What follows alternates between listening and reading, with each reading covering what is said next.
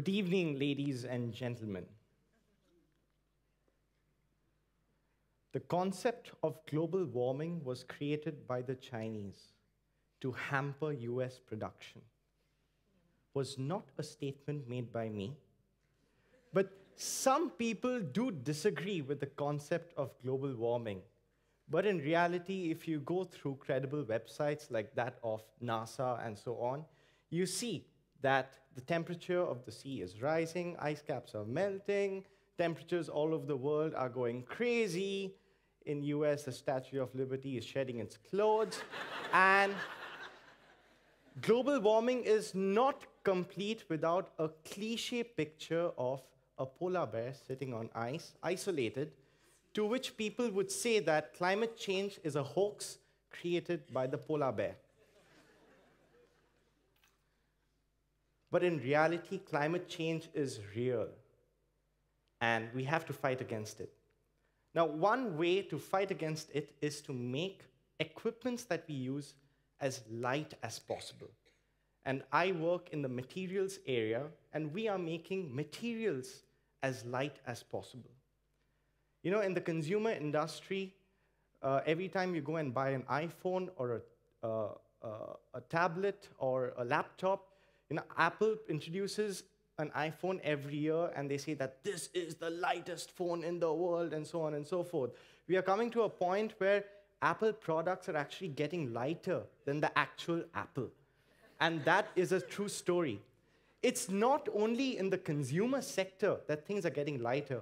Even in the automotive industry, in the aerospace sector, people are trying to use advanced high-strength steels or aluminum to make the cars as light as possible.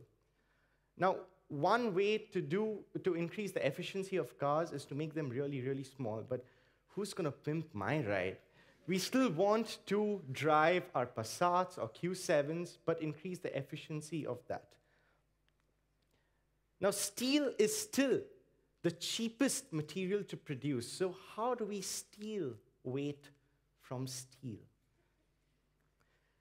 Here I introduce the concept of our favorite black and white, the Oreo.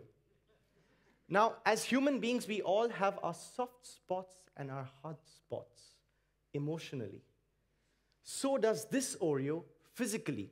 So the Oreo has a cream in between and a biscuit on top and to the bottom. And as I press it, the cream starts deforming, yeah? The cream is the squishy part. And after some time, the cream gets harder, and all the pressure from my fingers is transferred to the biscuit on top and to the bottom, and it breaks.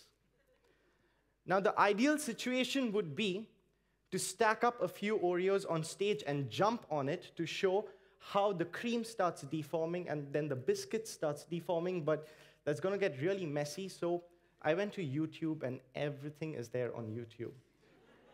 So I found these guys who stacked up Oreos and put it under a hydraulic press, and let's watch what happens.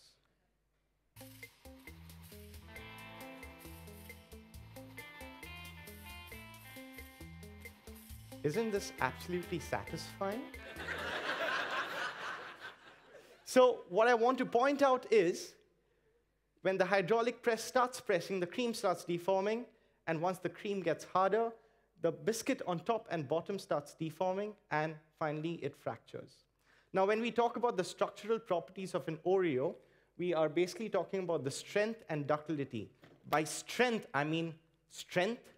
By ductility, I mean the extent to which you can pull a chewing gum until it breaks.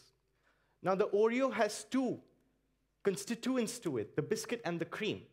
Yeah? And each of these constituents have their own structural properties. The biscuit has a high strength. Yeah? You have to press it a lot to break it, but the ductility is low. It's not really squishy.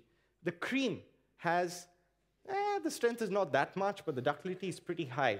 Now, what if you create a composite like an Oreo where you have the cream and the biscuit? You can play around with the strength and ductility to some extent, and if you feed some cream to him, then he would change, yeah? Now, how do we get in this concept of this dual phase into steel? Or how do we get the concept of Oreo into steel? to make one phase squishy and one phase a little hard, but both are in their solid state. Yeah? So firstly, what is steel or Stahl? Let's cut the crap. Let's go to the individual important points. Now, I work with a specific steel that is the advanced high-strength steels. So obviously, I start with a bowl, and I have the periodic table, and I add a lot of iron to it. And finally, after adding the iron, I add some carbon, some aluminum, some manganese to it, and then we get the recipe of advanced high-strength steels. And whoop, we have a phase. That is the way the atoms are sitting around each other. Now, steel has a unique property which other metals also have. So it has a split personality, yeah? So what I mean by split personality means is that it exists and behaves at a certain phase in the lower temperature, and it exists and behaves at a certain phase at a higher temperature.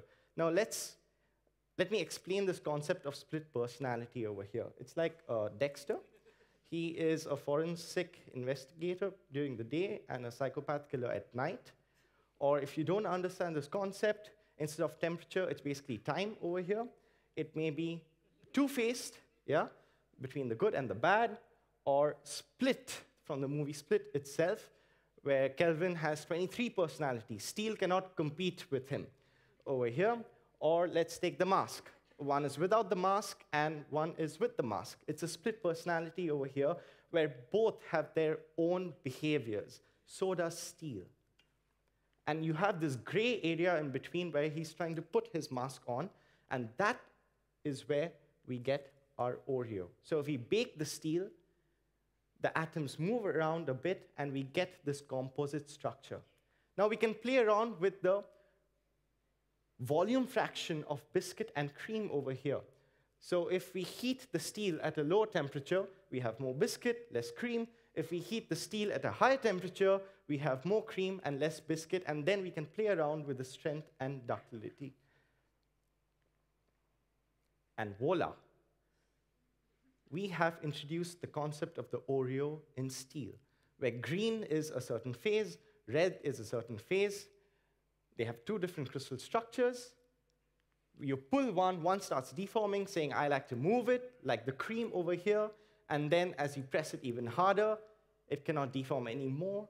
And finally, the excess strain is taken up by the phase that is sitting next to it. Now, how can we use this in an automotive industry? So let's save some weight. A car that uses regular steel gives a mileage of about 6 liters per 100 kilometers. Now, if we make a car out of advanced high-strength steels, like the Oreo steel that I have shown you, we get a better mileage. We save a lot of money. What do we do with the money? We can buy another car. So I grew up watching the series called Jetsons, where cars were flying around. And I was promised that by the time I finished my bachelor's or my master's, we would have flying cars. But do we? No. We ended up with cars having pimples on the side. Yeah? Now, would Oreo cars or metals that have been inspired from the Oreo end up in cars? Literally, yes. Conceptually, not as yet. So I would ask you to just take your Oreo and dunk it in milk and eat it and leave the science to me so that I can bring in the concept of Oreos into cars, because YOLO, you live only once. Well, you also love Oreos. Thank you.